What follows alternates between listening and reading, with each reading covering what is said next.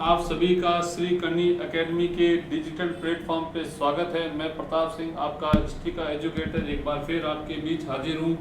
ठीक है, last video में हमने सामाजिक आंदोलन के बारे में पढ़ा था कि वे सामाजिक आंदोलन के क्या कारण थे, ठीक है ना, और राजा राम मोहन राय के बारे में पढ़ा था। तो पार्ट फर्स्ट था वो हमारा सामाजिक आंदोलन को लेकर था। ठीक है, कक्षा 12 का चैप्टर है, पार्ट 6 का भाग है ये। ठीक है, तो सामाजिक आंदोलन भाग फर्स्ट पढ़ चुके हैं, भाग 2 में आज इसमें हम पढ़ेंगे किसके बारे में, दयानंद सरस्वती के बारे में, स्वामी विवेकानंद के बारे में, सत्यशोधक समाज के बारे में। ठीक है ना, तो और भी जो मुस्लिम आंदोलन हुए और जो पारसी आंदोलन हुए उनके बारे में, और उनके बाद में जो प्रमुख कानून बने तो उनके बारे में हम चर्चा करेंगे। तो पिछले वीडियो में हमने क्या देखा था कि वे सामाजिक आंदोलन के क्या कारण थे, सामाजिक आंदोलन की क्यों शुरू हुआ था। ठीक है, तो भाई एक तो जो भारतीय समाज में कुरीतियां आई थी उन्हें दूर करने के लिए, ठीक है ना, और दूसरा ईसाई मिशनरी भारत में आए थे और वो भारतीय धर्म को नीचा दिखा करके भारतीय संस्कृति की आलोचना करके लोगों को ईसाई बना रहे थे। ठीक है, तो इसलिए वो आवश्यक हो गया था। तीसरा, शिक्षा का प्रभाव भी पड़ा, शिक्षा का प्रभाव भी पड़ा था। तो जो शिक्षित वर्ग था उन्होंने सामाजिक समानता पे बल दिया था, तो उसने भी सामाजिक आंदोलन को गति मिली थी। और फिर हमने पढ़ा था राजा राम मोहन राय के बारे में, जिन्हें आधुनिक भारत का नेता, आधुनिक भारत का पिता, आधुनिक भारत का पहला नेता, भविष्य और अतीत के मध्य सेतु, युग दूत किसने कहा था, सुभाष चंद्र बोस ने कहा था। ठीक है, सुधार आंदोलनों का प्रवर्तक भी कहा जाता है किसे, राजा राम मोहन राय को, याद रखिएगा। ठीक है, और उन्होंने कौन से समाज की स्थापना की थी, ब्रह्म समाज की स्थापना की थी। राजा राम मोहन राय ने कब, 1828 में ब्रह्म समाज की स्थापना की थी, याद रखिएगा। ठीक है, अब आगे देखते हैं। अब हमारा आता है नेक्स्ट आर्य समाज, और आर्य समाज के संस्थापक कौन थे, स्वामी दयानंद सरस्वती थे, याद रखिएगा। दयानंद सरस्वती की फोटो देख सकते हैं आप। ठीक है, आर्य समाज और इसके संस्थापक कौन थे, दयानंद सरस्वती थे, याद रखिएगा। और ब्रह्म समाज आए तो कंफ्यूज नहीं होना, ब्रह्म समाज के संस्थापक कौन थे, राजा राम मोहन राय थे, और आर्य समाज के दयानंद सरस्वती थे, याद रखिएगा। ठीक है ना, आगे देखते हैं। इनका जन्म हुआ था 1824 ईस्वी मोरवी जिले में, गुजरात में हुआ था, याद रखिएगा। इनका जन्म 1824 ईस्वी में मोरवी जिले गुजरात में हुआ था, गुजरात के मोरवी जिले में हुआ था।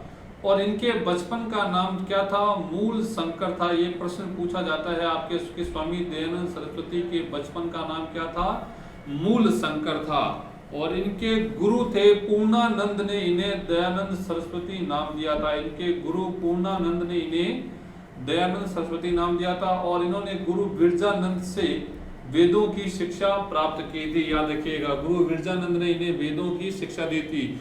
और जो स्वामी दयानंद सरस्वती है ये वेदों से बहुत प्रभावित है, इसीलिए इन्होंने एक नारा भी दिया था, कौन सा, वेदों की ओर लौट चलो।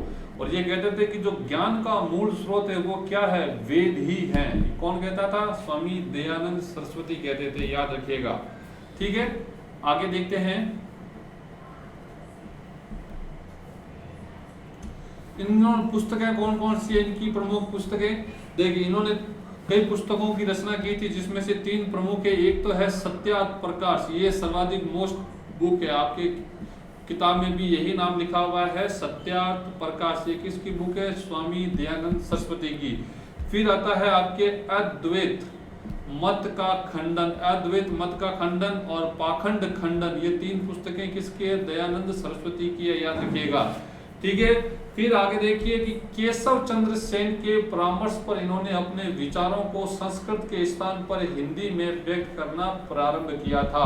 देखिए केशव चंद्र सेन कौन थे, ठीक है ना, तो केशव चंद्र सेन ने आपको बताया था राजा राम मोहन राय के समय कि भाई इनको देवेंद्रनाथ टैगोर ने ब्रह्म समाज का आचार्य बनाया था। और इनके समय में 1867 ईस्वी में ब्रह्म समाज का पहला विभाजन हुआ था, ब्रह्म समाज का विभाजन हुआ था।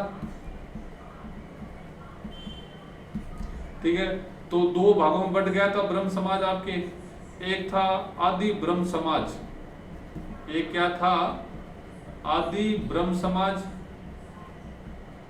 और एक क्या था, भारतीय ब्रह्म समाज, भारतीय ब्रह्म समाज। इसके प्रवर्तक कौन थे? केशव चंद्र सेन, याद रखिएगा। और इसके कौन थे? देवेंद्र नाथ, ठीक है ना।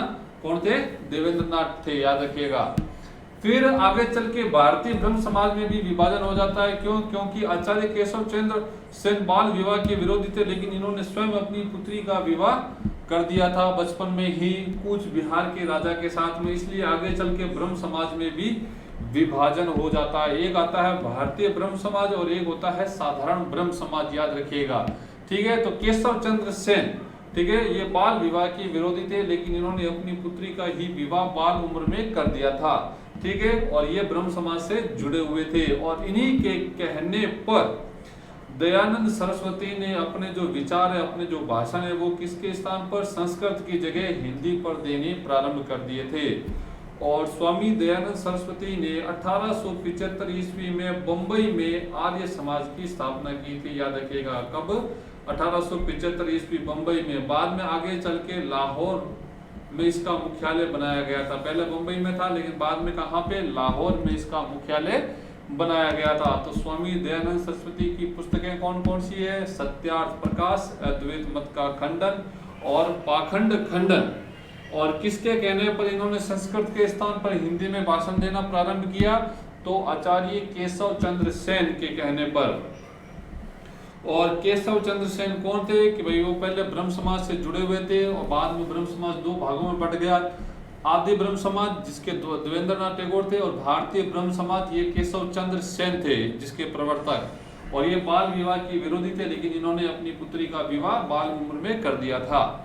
फिर आता है 1875 ईस्वी में बंबई में आर्य समाज की स्थापना की गई। 1875 ईस्वी में बंबई में आर्य समाज की स्थापना की गई थी। किसने? दयानंद सरस्वती ने, ठीक है ना। और ये ब्रह्म समाज की स्थापना किसने की थी? राजा राम मोहन राय ने। कंफ्यूज नहीं होना है, उस वो सन 1828 ये ब्रह्म समाज की स्थापना किसने की थी? राजा राम मोहन ने की थी। राजा राम मोहन ने की थी, राजा राम मोहन राय ने की थी। जबकि ब्रह्म समाज की स्थापना दयानंद सरस्वती ने की थी, याद रखिएगा, दयानंद सरस्वती। भूलना नहीं है और ना ही हमें कंफ्यूज होना है, क्योंकि बड़ा कंफ्यूजन रहता है इसको लेकर, ठीक है ना। तो ब्रह्म समाज राजा राम मोहन राय और आर्य समाज दयानंद सरस्वती, ठीक है। आगे देखते हैं कि भाई स्वामी दयानंद सरस्वती के सामाजिक सुधार या सामाजिक विचार कैसे थे, तो उनके बारे में। तो इन्होंने सामाजिक समानता पर बल दिया था। किस पर? सामाजिक समानता पर बल दिया था और समरसता पर। जहां भी सामाजिक समानता समरसता वर्ड आता है तो आप समझ लीजिए क्या कि जातिवाद का विरोध, जातिवाद का विरोध किया था कि जातिवाद जो है ये क्या है? सही नहीं है, इसका विरोध करना चाहिए। क्योंकि बिना जातिवाद समाप्त किए आप सामाजिक समानता स्थापित नहीं कर सकते। और सामाजिक समानता क्या? यानी कि जो कास्टिज्म सिस्टम है इसे आपको पूरी तरह समाप्त करना पड़ेगा, याद रखिएगा। क्या करना पड़ेगा? कास्टिज्म सिस्टम है उसे पूरी तरह समाप्त करना पड़ेगा। जात को लेकर कोई भी ऊंच नीच की जो भावना है ये हमें एकदम समाप्त करनी पड़ेगी। समाज में सभी वर्ण बराबर हैं, ठीक है ना। कास्टिज्म, कोई भी कोई बड़ी कास्ट नहीं, कोई भी छोटी कास्ट नहीं, ऐसा उनका मानना था। फिर आता है वर्ण व्यवस्था। वर्ण व्यवस्था जन्म के स्थान पर कर्म आधारित हो, ये उनका मानना था। देखिए वैदिक काल में भी वर्ण व्यवस्था कैसी थी? जन्म आधारित, कर्म आधारित थी। बाद में ये जन्म आधारित हो गई। ये क्या है सिस्टम, मैं आपको बताता हूं। देखिए पहले वर्ण व्यवस्था कैसी थी? कर्म आधारित थी। कर्म आधारित यानी कि यदि किसी डॉक्टर के घर में किसी पुत्र ने जन्म लिया है तो वो डॉक्टर ही बनेगा ये जरूरी नहीं है। वो कोई और व्यवसाय या पेशा भी अपना सकता है। डॉक्टर के घर में जन्म लिया पुत्र वकील बन सकता है, पुलिस बन सकता है। तो ये व्यवस्था कैसी थी? कर्म आधारित। कैसी थी? कर्म आधारित व्यवस्था थी कि हाँ भाई कर्म के आधार मनुष्य की पहचान की जाएगी, ठीक है ना। उसका जैसा व्यवसाय है, उसका जैसा काम है, उसके आधार पर उसकी पहचान की जाए। लेकिन बाद में आपको पता वैदिक काल के बाद में ये व्यवस्था कैसी हो गई? जन्म आधारित हो गई थी। कैसी व्यवस्था हो गई थी? जन्म आधारित, कि भाई डॉक्टर के घर जन्म लिया है तो डॉक्टर ही बनेगा, ठीक है ना। वकील के घर जन्म लिया है तो वकील ही बनेगा। ये व्यवस्था कैसी है? जन्म आधारित है। इन्होंने क्या कहा कि मनुष्य की पहचान उसके कर्म से होनी चाहिए। ये जो वर्ण व्यवस्था है, पहले तो शुरुआत में 4 ही वर्ण थे, ब्राह्मण, क्षत्रिय, वैश्य, शूद्र, ठीक है। तो ये कैसा होना चाहिए? कर्म आधारित तो होना चाहिए। फिर आता है स्त्री शिक्षा पर विश्वास। ये स्त्री शिक्षा में विश्वास करते थे, याद रखिएगा। किस पर? स्त्री शिक्षा में विश्वास करते थे। फिर आता है बाल विवाह, पर्दा प्रथा और दहेज प्रथा और बहु विवाह का विरोध किया था। बाल विवाह यानी कि चाइल्ड मैरिज के खिलाफ इन्होंने इसको बुरा माना था। पर्दा प्रथा को भी, भाई स्त्री शिक्षा दे रहे हो तो स्त्रियों को पर्दे में तो रख नहीं सकते, ठीक है। तो सीधी सी बात है, पर्दा प्रथा का विरोध भी करेंगे। दहेज प्रथा को भी इन्होंने बुरा माना है और बहु विवाह का भी विरोध किया है, यह बात आपको याद रखनी है। और विधवा विवाह को स्वीकृति दी है। विधवा विवाह को स्वीकृति दी है, यानी कि विधवाओं के विवाह के ये समर्थक थे। वेदों के आधार पर बताया कि शूद्रों और महिलाओं को शिक्षा प्राप्ति का अधिकार है। वेदों के आधार पर बताया कि शूद्रों और महिलाओं को शिक्षा प्राप्ति का अधिकार है, क्योंकि ब्राह्मण जो लोग थे, जो धर्म के जो मीडिएटर थे, उन्होंने बीच में ये कह दिया कि महिलाओं और शूद्रों को शिक्षा प्राप्ति का अधिकार नहीं है। जबकि वैदिक काल में आपको पता होगा कई महिला विद्वानों के नाम देखने को मिलते हैं, जिसमें अपाला है, घोषा है, लोपामुद्रा है, जो अपनी विद्वता के कारण इतिहास में प्रसिद्ध है। और वेदों में कहीं भी नहीं लिखा कि शूद्र शिक्षा प्राप्त नहीं कर सकते, महिलाएं शिक्षा प्राप्त नहीं कर सकती, सभी को शिक्षा प्राप्ति का अधिकार है। और ये बात भी कौन कह रहा है? दयानंद सरस्वती कह रहे हैं। तो इनके सामाजिक सुधारों के बारे में अगर प्रश्न आए तो आपको क्या लिखना है कि भाई एक तो सामाजिक समानता पे बल देते थे, यानी कि ये जातिवाद का विरोध करते थे, ठीक है। वर्ण व्यवस्था कैसी हो? इनके अकॉर्डिंग कर्म के आधार पर हो, यानी कि वकील के घर जन्म लिया है तो वो कुछ भी बन सकता है। ऐसा नहीं है कि वो वकील के घर पैदा हुआ है तो वकील ही बनेगा, ठीक है। स्त्री शिक्षा पर विश्वास, यानी कि महिलाओं को पढ़ाने लिखाने पर वो जोर देते थे। यानी कि वो ऐसा नहीं कहते थे कि महिलाओं का काम केवल घर में काम करना, झाड़ू पोछा, बर्तन धोना, कपड़े धोना, रोटी बनाना। महिलाएं शिक्षा प्राप्त करके स्वयं अपना रोजगार देख सकती हैं, यानी कि महिलाओं की स्वतंत्रता के समर्थक थे, ठीक है। बाल विवाह, पर्दा प्रथा, दहेज प्रथा का इन्होंने और बहु विवाह का विरोध किया है, ये बात याद रखिएगा। देखिए जितने भी समाज सुधारक हुए हैं ये कॉमन चीजें क्या है, आपको सभी में अलग अलग याद करने की जरूरत नहीं है, ठीक है। तो एक तो सामाजिक समानता पे आपका कोई भी प्रश्न आए कि भाई इसके, जैसे मान लिया कि राजा राम मोहन राय के सामाजिक सुधार बताइए या सामाजिक विचार बताइए, या फिर दयानंद सरस्वती के या स्वामी विवेकानंद के, तो कुछ चीजें आपके कॉमन फैक्टर है। देखिए सभी ने सामाजिक समानता पे बल दिया, ठीक है, ठीक है। सभी ने स्त्री शिक्षा को बढ़ावा दिया, विधवा विवाह को समर्थन दिया, बहु विवाह का विरोध किया था, दहेज प्रथा का विरोध किया था, पर्दा प्रथा का। तो ये सभी चीजें क्या है, कॉमन है, ठीक है ना। आप एक बार याद करो और किसी में भी लिख सकते हो, क्योंकि ये समाज सुधार जो आंदोलन चलाया गया था उसकी प्रमुख विशेषताएं थी, ठीक है। आगे देखते हैं। फिर आता है धार्मिक विचार और कार्य। धार्मिक विचार और कार्य, देखिए इन्होंने शुद्धि आंदोलन चलाया था। ये प्रश्न भी आता है कि शुद्धि आंदोलन किसने चलाया था? शुद्धि आंदोलन चलाया था आपके स्वामी दयानंद सरस्वती ने। स्वामी दयानंद सरस्वती ने चलाया था ये शुद्धि आंदोलन आपके, ठीक है। और ये शुद्धि आंदोलन था क्या? शुद्धि आंदोलन था क्या कि भाई जिन लोगों ने इस्लाम धर्म स्वीकार कर लिया हो या ईसाई धर्म स्वीकार कर लिया था पहले के टाइम में, अब वो वापस हिंदू धर्म में दीक्षित हो सकते हैं। याद रखिएगा, जिन लोगों ने ईसाई धर्म या हिंदू धर्म को छोड़कर कोई भी अन्य धर्म अपना लिया था और वो यदि अब वापस हिंदू धर्म में आना चाहते हैं तो उनके लिए ये शुद्धि आंदोलन चलाया गया था। याद रखिएगा, जैसे मध्यकाल में बहुत से लोगों को जबरदस्ती बनाया गया था, ठीक है ना। तो वो अगर वापस हिंदू बनना चाहते हैं, हिंदू धर्म में आना चाहते हैं तो उनके लिए दरवाजे खुले हैं, ठीक है। तो इन्होंने शुद्धि आंदोलन चलाया था स्वामी दयानंद सरस्वती ने। देखिए हिंदू धर्म स्वीकार करने का एक पीछे बहुत से लोग इस्लाम धर्म में क्यों जाते हैं? क्योंकि वहां पे समानता है, सामाजिक समानता है, ठीक है ना, कोई भी भेदभाव नहीं है। ईसाई में क्यों जाते हैं? कि वहां पे भी कोई भेदभाव नहीं है, ठीक है। तो जातिगत व्यवस्था बहुत कम है, ना के बराबर है, जातिगत भेदभाव नहीं है, ठीक है। ऐसा नहीं है कि कोई शूद्र है तो उसको अलग बिठाओ, कोई ब्राह्मण है तो उसको अलग बिठाओ, नहीं, सभी को समान है। इस्लाम धर्म में तो और भी समानता पे बल दिया गया है, सभी बैठ के साथ में नमाज अदा कर सकते हैं, ठीक है ना। यहाँ अपने ब्राह्मणों में तो, अपने यहाँ हिंदू धर्म में तो कहते हैं ना कि भाई ब्राह्मणों के अलावा पहले ब्राह्मण मंदिर में प्रवेश करेंगे, फिर दूसरे जाएंगे, और कई छोटी जातियों को तो मंदिर में प्रवेश करने की इजाजत भी नहीं थी, ठीक है। और दूसरा, हिंदू धर्म की तरफ लोग मोटिवेट क्यों नहीं होते? क्योंकि इसके पीछे एक वजह क्या है कि हिंदू धर्म अगर कोई व्यक्ति स्वीकार करता है, हिंदू धर्म अगर कोई भी व्यक्ति स्वीकार करता है, तो आप उसको कौन सी कैटेगरी में डालोगे, आप उसको कौन सी जात में डालोगे? क्योंकि हिंदू धर्म में तो जातिवाद इतना है कि आप उसको वो भी बंदा सोचेगा कि मैं कौन सी जाति में जाऊं, और जाति वाले विरोध नहीं करेंगे। ब्राह्मण अपनी जाति में क्यों डालेंगे? ब्राह्मण तो अपने आप को इतना विद्वान, अपना पवित्र मानते हैं। जो क्षत्रिय लोग हैं वो क्यों डालेंगे?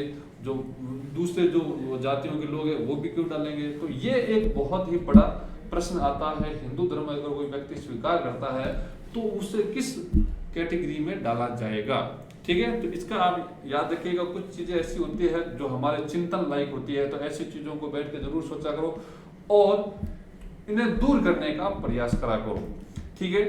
फिर आता है दूसरा, वेदों की ओर लौट चलो का नारा दिया था। इन्हें वेदों की शिक्षा किसने दी थी? बिरजानंद गुरु ने दी थी, और ये वेदों से बहुत ही प्रभावित थे, और आगे चल के इन्होंने कौन सा नारा दिया? वेदों की ओर लौट चलो का नारा दिया था। वेदों की ओर लौट चलो का नारा दिया था।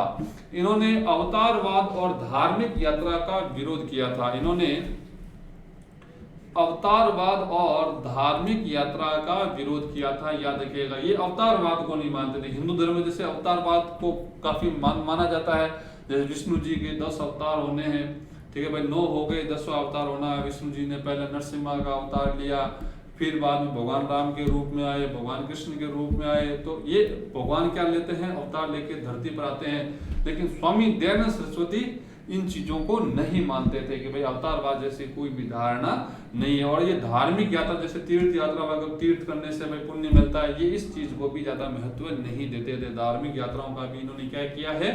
विरोध किया। जैसे हम कहते हैं 4 धाम यात्रा करेंगे, 4 धाम यात्रा है तो ये धार्मिक यात्रा होगी, हमें पुण्य मिलेगा। तो स्वामी दयानंद सरस्वती ऐसा कुछ नहीं कहते कि भाई धार्मिक यात्रा करने से पुण्य मिलेगा, ठीक है। और ये भी निराकार ईश्वर की एकता में विश्वास करते थे। देखिए, ईश्वरों की 2 प्रकार से कल्पना की जाती है। एक आता है साकार, जिसे अपन भाषा बोलते हैं सगुण, और एक आता है निराकार, जिसमें आता है निर्गुण, ठीक है। एक साकार और एक निराकार, एक सगुण एक निर्गुण। साकार क्या है? वे लोग जिन्होंने अपने ईश्वर की कल्पना कर ली है। साकार में कौन आता है? वे लोग जिन्होंने अपने ईश्वर की क्या कर ली है?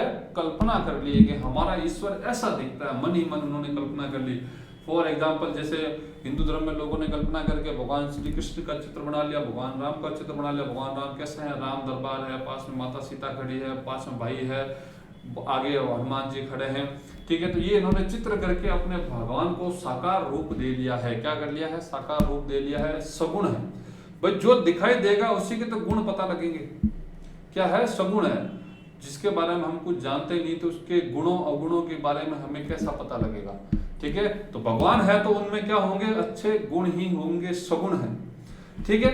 फिर आता है निराकार, यानी कि इन्होंने अपने ईश्वर की कल्पना नहीं की है, कोई भी रूप नहीं है इनके ईश्वर का। इनका रूप, इनके ईश्वर क्या है? निराकार है, निराकार, कोई आकार नहीं है, ठीक है। कोई कल्पना नहीं की है कि इनका ईश्वर कैसा दिखता है, ठीक है। इसलिए निर्गुण है। जब गुणों का रूप का ही नहीं पता तो गुण अवगुण तो प्रश्न ही नहीं उठता है, ठीक है। तो निराकार ईश्वर की एकता में विश्वास करते थे ये। आगे देखते हैं, बहुदेववाद, मूर्ति पूजा और पशु बलि में विश्वास नहीं करते थे। बहुदेववाद, ये 33 करोड़ देव देवता को नहीं मानते थे। ये तो किसको मानते थे? केवल एक परम सत्ता, जो कैसा है? निराकार है, साकार नहीं है, वो निराकार है। मूर्ति पूजा का विरोध करते थे। जो निराकारी लोग होते हैं वो मूर्ति पूजा नहीं करते। आपको सिंपल एक बात बता दूं, जैसे इस्लाम धर्म निराकार में विश्वास करता है और इस्लाम धर्म में मूर्ति पूजा को महत्व नहीं दिया जाता है, ठीक है। तो इस्लाम में मूर्ति पूजा को महत्व नहीं दिया जाता है क्योंकि वो कैसे है? निराकार है, ठीक है। और एकेश्वरवाद को मानते हैं, ठीक है। तो स्वामी दयानंद सरस्वती भी एकेश्वरवाद को में विश्वास करते थे और निराकार में विश्वास करते थे। ये बहुदेववाद, जैसे हिंदुओं में मान्यता चलती है कि 33 करोड़ देवी देवता, अरे भाई बहुत से लोग 2-4 कंट्री को छोड़ दिया जाए तो इतनी तो पॉपुलेशन ही नहीं है किसी देश की, 33 करोड़ किसे बोलते हैं, ठीक है। तो इतना हमारे यहाँ पे देवी देवता है और सभी को अगर 1-1 रुपया चलाने का बोल दिया जाए तो 33 करोड़ रुपए आम जनता कहाँ से लेके आएगी, ठीक है।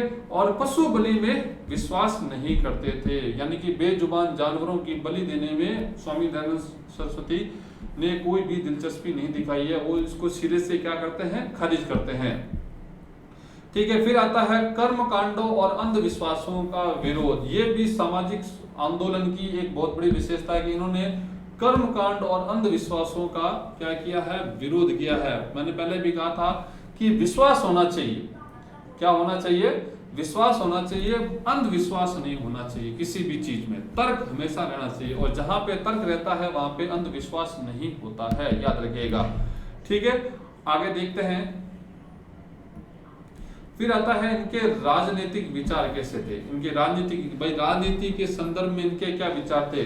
स्वदेशी शासन ही सर्वोत्तम है, क्या है, स्वदेशी शासन ही सर्वोत्तम है, ये इनका था कि भाई हमारा जो स्वदेशी शासन है वही क्या सर्वोत्तम है। इनकी एक लाइन है जो आपको याद रखनी है, आपकी बुक में है, ठीक है, कि भाई विदेशी शासन कितना ही अच्छा क्यों ना हो, विदेशी शासन कितना ही अच्छा क्यों ना हो, वो हमारे स्वदेशी शासन से अच्छा नहीं हो सकता है। हमारा यानी कि स्वदेशी शासन कितना ही बुरा हो और स्वदेशी शासन कितना ही अच्छा हो, लेकिन उत्तम कौन सा है, हमारा स्वदेशी शासन है। चाणक्य भी इस बात को कहता है कि स्वदेशी शासन ही सर्वोत्तम है।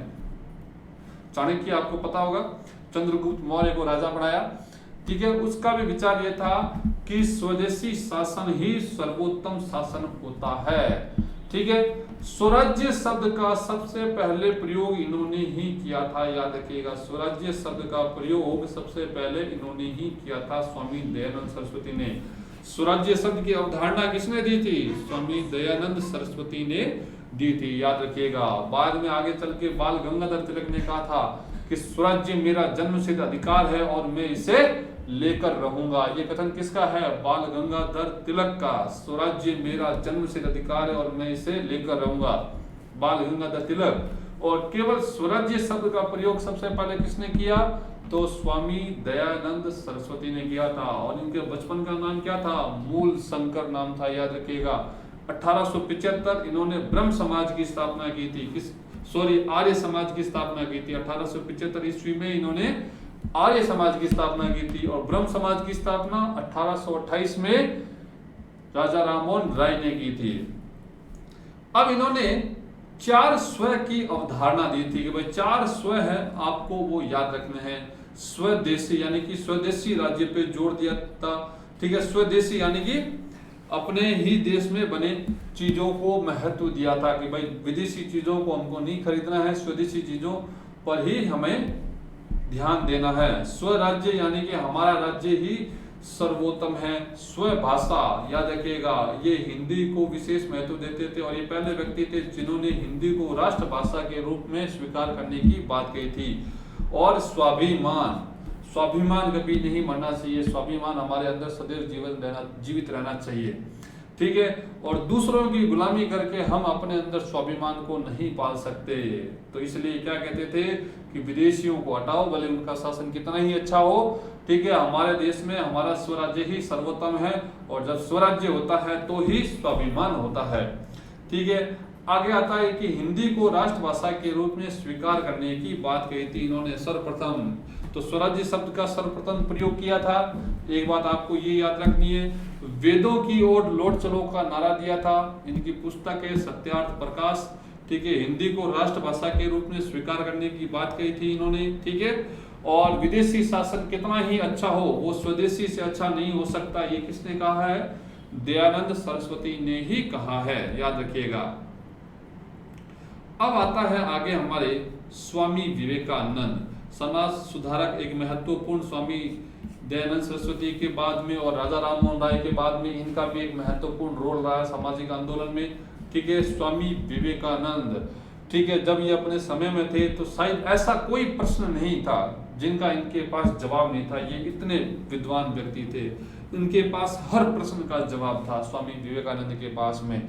और इनका एक कथन है कि किसी दिन जब आपके सामने कोई समस्या ना आए, किसी दिन जब आपके सामने कोई समस्या ना आए, आप सुनिश्चित हो सकते हैं कि आप गलत मार्ग पर चल रहे हैं। यदि आप सही मार्ग पर चल रहे हो तो आपको कोई ना कोई दिक्कत अवश्य आती है, और जब नहीं आए तो आप क्या सोच लो कि आप सही मार्ग पे नहीं जा रहे हैं। ये किसका कथन है? स्वामी विवेकानंद का कथन है। अब देखते हैं इनके बारे में और क्या बातें हैं।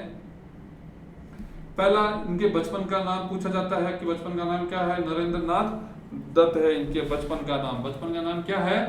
नरेंद्र नाथ दत्त इनके बचपन का नाम है। स्वामी दयानंद सरस्वती के बचपन का नाम क्या था? मूल शंकर। और इनके बचपन का नाम नरेंद्र नाथ दत्त है।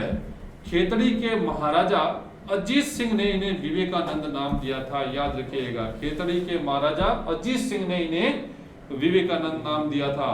और स्वामी जो मूल शंकर थे स्वामी दयानंद सरस्वती, उनको किसने दिया था दयानंद सरस्वती नाम? स्वामी पूर्णानंद ने, गुरु थे उनके पूर्णानंद। और इनके गुरु का नाम क्या था? रामकृष्ण परमहंस। ये प्रश्न भी आपके पूछा जाता है एग्जाम में कई बार कि भाई स्वामी विवेकानंद के गुरु का नाम क्या है? रामकृष्ण परमहंस।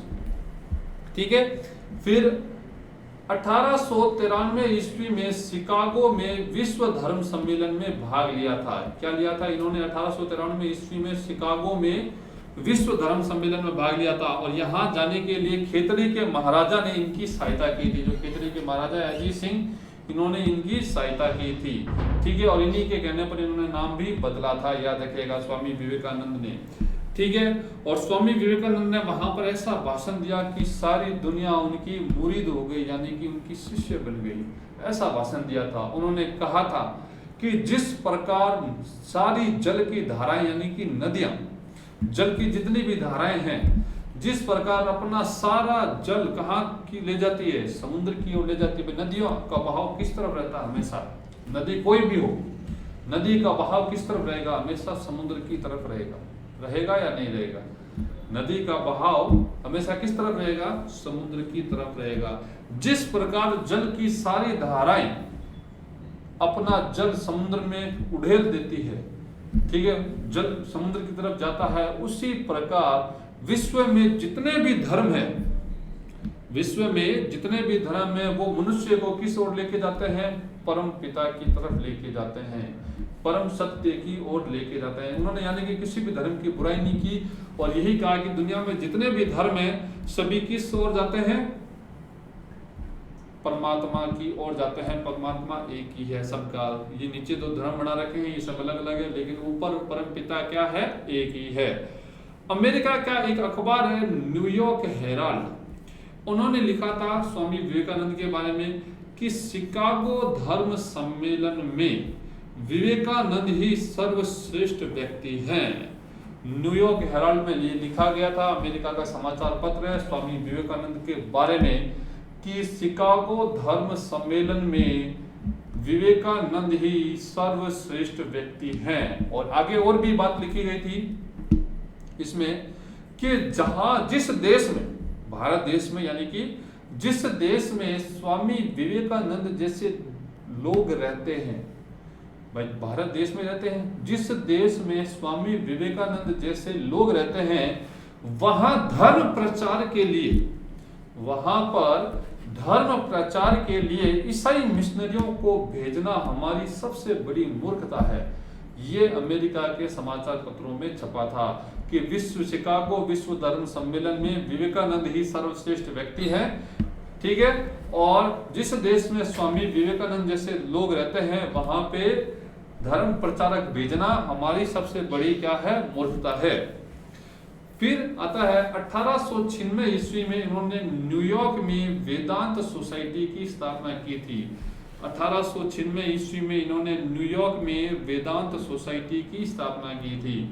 फिर आता है 1897 ईस्वी वेलूर यानी कि कलकत्ता में रामकृष्ण मिशन की स्थापना की थी। किसकी? रामकृष्ण मिशन की स्थापना की थी। ठीक है। और इसकी स्थापना क्यों की गई थी? अपने विचारों का प्रचार करने के लिए। स्वामी विवेकानंद ने अपने विचारों का प्रचार करने के लिए रामकृष्ण परमहंस मिशन की स्थापना की थी। रामकृष्ण परमहंस कौन थे? इनके गुरु थे, उन्हीं के नाम पर यह मिशन चलाया गया था, याद रखिएगा। आगे देखते हैं कि इनकी पुस्तकें कौन कौन सी है। मैं समाजवादी हूँ, आई एम सोशलिस्ट, मैं समाजवादी हूँ। राजयोग, कर्म योग, ये भी इनकी पुस्तकों के नाम हैं। और समाचार पत्र कौन कौन से हैं? प्रबुद्ध भारत, ये अंग्रेजी में आता था, और उद्बोधन ये बांग्ला में आता था। प्रबुद्ध भारत अंग्रेजी में, ठीक है, और उद्बोधन ये किस में आता था? बांग्ला भाषा में आता था। अब देखते हैं इनके सामाजिक विचार और कार्य। ये जातिगत भेदभाव का विरोध करते थे। मैंने पहले बताया था कि जितने भी समाज सुधारक हुए उन्होंने जातिवाद का विरोध किया था और सामाजिक समानता पे बल देते थे। धार्मिक कर्म कांडों का विरोध करते थे और वे निर्धनता और अज्ञानता को समाप्त करना चाहते थे। निर्धनता और अज्ञानता को समाप्त करना चाहते थे, याद रखिएगा। वे निर्धनता और अज्ञानता को क्या करना चाहते थे? समाप्त करना चाहते थे, ठीक है। फिर आता स्वामी विवेकानंद का एक कोटेशन है, आपको याद रखना है स्टेटमेंट। जब तक करोड़ों व्यक्ति भूखे और अज्ञानी हैं, ये कौन कह रहे हैं? स्वामी विवेकानंद। जब तक करोड़ों व्यक्ति भूखे और अज्ञानी हैं, तब तक मैं उस प्रत्येक व्यक्ति को देशद्रोही मानता हूं जो उन्हीं के खर्चे पर शिक्षा ग्रहण करता है परंतु उनकी परवाह नहीं करता है। जब तक करोड़ों व्यक्ति भूखे और अज्ञानी हैं, तब तक मैं उस प्रत्येक व्यक्ति को देशद्रोही मानता हूं जो उन्हीं के खर्चे पर शिक्षा ग्रहण करता है परंतु उनकी परवाह नहीं करता, याद रखिएगा, ठीक है। ये किसने कहा है? स्वामी विवेकानंद के बारे में कहा। इन्होंने कहा है किसके? भारत की गरीबी के बारे में, अज्ञानता के बारे में कहा है। तो कुछ लोग पढ़ लिख लेते हैं, वो अपने आप को बड़ा समझने लग जाते हैं कि भाई हमने पढ़ लिख लिया, हम बहुत शिक्षित हो गए, बहुत बड़े आदमी बन गए, ठीक है। लेकिन वो अपने देश के लिए, अपने समाज के लिए, अपनी सोसाइटी के लिए कुछ नहीं करते हैं। तो उनके लिए ये कहा गया था कि भाई आप पढ़ लिए तो आपका कर्तव्य है कि आप दूसरों को भी शिक्षा प्रदान करें, ठीक है। दूसरों की मदद करें, दूसरों को भी ऊपर उठने में सहायता उठाएं, ठीक है, सहायता प्रदान करें। ऐसा नहीं होगा हम बड़े बन गए बस अब और कोई नहीं बनना चाहिए, ऐसी भावना नहीं रखनी है। फिर आता है धार्मिक विचार में क्या आता है? नर सेवा नारायण सेवा, ये भी कथन इन्हीं का है। यानी कि मनुष्य की सेवा करना, यानी कि जो असहाय हैं उनकी सेवा करना ही ईश्वर की सेवा करने के बराबर है। ये आपको मेन चीज इसमें याद रखनी है, नर सेवा नारायण सेवा। स्वामी विवेकानंद का एक स्टेटमेंट और है, उठो जागो, क्या हो? उठो जागो और तब तक विश्राम ना करो जब तक लक्ष्य प्राप्त ना हो जाए। ये स्वामी विवेकानंद का ही है, उठो जागो और तब तक विश्राम ना करो जब तक लक्ष्य प्राप्त ना हो जाए। अब आगे आता है नेक्स्ट हमारा, देखिए 3 हमने पढ़ लिए, राजा राम मोहन राय, स्वामी दयानंद सरस्वती और स्वामी विवेकानंद, ठीक है। ये काफी बड़े बड़े टॉपिक थे, ठीक है, आपको अच्छे तरह से याद रखना है, ठीक है। अब कुछ और भी समाज और सोसाइटियां स्थापित हुई थी, उनके बारे में देखते हैं। सत्य शोधक समाज, ये इनकी स्थापना हुई थी 1875 ईस्वी में, सत्य शोधक समाज की। और संस्थापक कौन थे? ज्योतिबा फुले। इसके संस्थापक कौन थे? ज्योतिबा फुले। और पुस्तकें कौन कौन सी है इनकी? ये गुलामगिरी, एक ही नाम है, गुलामगिरी, ठीक है ना, ये एक ही नाम है, गुलामगिरी इनकी पुस्तक है। और दूसरी पुस्तक का नाम है सार्वजनिक सत्य धर्म, सार्वजनिक है, सार्वजनिक सत्य धर्म। और इन्होंने छुआछूत को समाप्त करने का प्रयास किया था। ये प्रश्न भी आपके याद रखिएगा। सत्य शोधक समाज स्थापना किसने की थी? ज्योतिबा फुले ने की थी। कब? 1875 ईस्वी में। इनकी 2 पुस्तकें, गुलामगिरी और सत्य शोधक समाज। और ये किस लिए, ये संस्था किस लिए काम करती थी? प्रमुख रूप से इन्होंने छुआछूत को समाप्त करने का प्रयास किया था, याद रखिएगा, किसको? छुआछूत को समाप्त करने का। फिर आता है थियोसॉफिकल सोसाइटी। क्या आता है? Theosophical society. इसकी स्थापना कब हुई थी? 1875 में ही हुई थी। संस्थापक कौन थे इनके? 2 थे, मैडम ब्लावास्की और कर्नल एल्कॉट। ये न्यूयॉर्क में हुई थी, आपको याद रखो, ठीक है, मैडम ब्लावास्की और कर्नल एल्कॉट। ये प्राचीन धर्म, दर्शन और वैज्ञानिक ज्ञान के अध्ययन में सहयोग करना था। इनका प्रमुख उद्देश्य क्या था? प्राचीन धर्म, दर्शन, वैज्ञानिक ज्ञान के अध्ययन में सहयोग करना था। Theosophical society. ठीक है, आगे देखते हैं। ठीक है, यंग बंगाल आंदोलन, ये प्रश्न भी आपके बहुत महत्वपूर्ण है। इसके प्रवर्तक का नाम पूछा जाता है कि यंग बंगाल आंदोलन किसने चलाया था? तो ये थे आपके Henry Vivian Derozio. Henry Vivian Derozio ने चलाया था यंग बंगाल आंदोलन। हेनरी विवियन डेरोजियो ने चलाया था। ठीक है, ये स्वतंत्रता और समानता पर बल देते थे। ठीक है ना, स्वतंत्रता, समानता पर आपको चीज रट लेनी है। कुछ चीजें हैं जो सामाजिक सुधार आंदोलन की विशेषता है। एक तो स्वतंत्रता पे बल, समानता पे बल, जातिवाद का विरोध, स्त्री शिक्षा में विश्वास, ठीक है, कर्म कांडों का विरोध, आडंबरों में विश्वास, मूर्ति पूजा, बहुदेववाद, इनका विरोध। ठीक है, ये कुछ चीज आपको याद रखनी है। ये तार्किक और विवेकपूर्ण दृष्टिकोण पे बल देते थे। दृष्टिकोण है ये तार्किक और विवेकपूर्ण दृष्टिकोण पे बल देते थे। और ये रूढ़िवादिता का त्याग करते थे, यानी कि जो परंपरा चली आ रही है आंख बंद करके उसको फॉलो नहीं करना कि नहीं भाई ये तो परंपरा चली आ रही है हम तो इसको फॉलो करेंगे। नहीं, परंपरा में यदि समय के अनुसार परिवर्तन की जरूरत है तो वो करना चाहिए, याद रखिएगा। ठीक है, फिर नारी शिक्षा और नारी अधिकारों की मांग भी की थी इन्होंने। नारी शिक्षा और नारी अधिकारों की मांग भी की थी हेनरी विवियन डेरोजियो ने। अब आगे आता है आपके, ठीक है, आगे आता है अहमदिया आंदोलन। ये 1889 ईस्वी में चलाया गया था, 1889 ईस्वी में। ठीक है, इसके प्रवर्तक थे गुलाम अहमद कादियानी। इसके प्रवर्तक कौन थे? गुलाम अहमद कादियानी। ये पंजाब के कादिया गांव से चलाया गया था, इसीलिए इसको कादियानी आंदोलन भी कहा जाता है। याद रखिएगा, कादियानी आंदोलन भी कहा जाता है। ठीक है, और इन्होंने पाश्चात्य प्रभाव का विरोध करते हुए, इन्होंने पाश्चात्य प्रभाव का विरोध करते हुए इस्लामी सिद्धांतों को स्थापित करने की बात कही थी। इन्होंने पाश्चात्य प्रभाव का विरोध करते हुए इस्लामी सिद्धांतों को स्थापित करने की बात कही थी। यानी कि जो इस्लाम धर्म पाश्चात्य सभ्यता से प्रभावित हो रहा था वो उसको कम करना चाहते थे कि पश्चिम के लोग इस्लाम पे हावी हो रहे हैं तो उसको कम करो, उसको समाप्त करके जो इस्लाम के सिद्धांत उन्हें वापस से स्थापित करना चाहते थे। याद रखिएगा। ठीक है, फिर आता है अलीगढ़ आंदोलन। इसके प्रवर्तक कौन थे? सर सैयद अहमद खां। सर सैयद अहमद खां इसके कौन थे? प्रवर्तक थे। और इन्होंने पाश्चात्य शिक्षा अपनाने की बात कही। देखिए, सर सैयद अहमद खान ने मुसलमानों को अंग्रेजों का मित्र बनाने की बात कही थी और मुसलमानों को आधुनिक शिक्षा ग्रहण करने के लिए प्रेरित किया था सर सैयद अहमद खान। अलीगढ़ आंदोलन चलाया था। ठीक है ना, और अलीगढ़ जो विश्वविद्यालय है वो इन्होंने ही स्थापित किया था। ठीक है, आगे देखते हैं नेक्स्ट। फिर रहनुमाए माजदा यासन। रहनुमाए माजदा यासन, इसके संस्थापक कौन थे? नौरोजी फरदोनजी, दादा भाई नौरोजी और एस बंगाली, ये तीन जने थे इसके संस्थापक रहनुमाए माजदा यासन। ठीक है, और इसका उद्देश्य था पारसी धर्म, पारसी समाज में व्याप्त रूढ़ियों का विरोध किया था। याद रखिएगा। फिर एक पॉइंट और है आपके D.K. कर्वे ने 1899 में पूना में, कहां पे? पूना में एक विधवा आश्रम खोला और कर्वे ने 1906 में बंबई में भारतीय महिला विश्वविद्यालय खोला था। याद रखिएगा।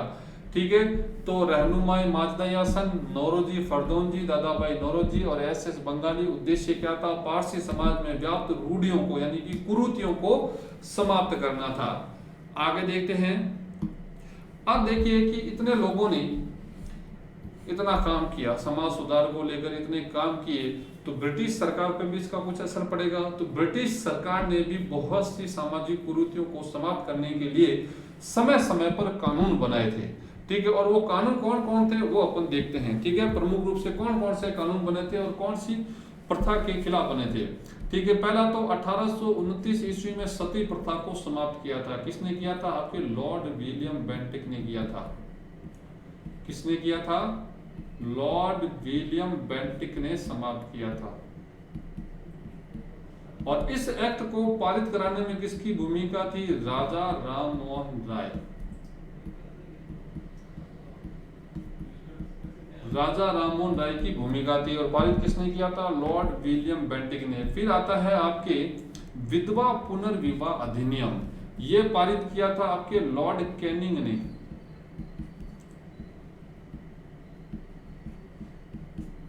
लॉर्ड कैनिंग ने। और पारित किसने करवाया था? ईश्वर चंद्र विद्यासागर।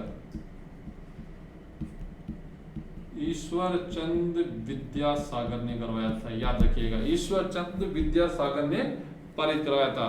फिर आता है आपके विधवा पुनर्विवाह, यानी कि विधवाओं के पुनर्विवाह को मान्यता दी गई थी। फिर आता है सिविल मैरिज एक्ट, इसे ब्रह्म मैरिज एक्ट भी कहते हैं, ब्रह्म मैरिज एक्ट। और ये पास करवाया था केशव चंद्र सेन ने। केशव चंद्र सेन ने पारित करवाया था, केशव चंद्र सेन ने पारित करवाया था। और इसमें अंतरजातीय विवाहों को मान्यता दी गई थी। क्या दी गई थी? अंतरजातीय विवाहों को मान्यता दी गई थी। फिर आता है सम्मति आयु अधिनियम, ठीक है, 1891 ईस्वी में, 91 ईस्वी में, ये 1872 में हुआ था, ये 1891 ईस्वी में हुआ था। और BM मलाबारी के प्रयासों से हुआ था।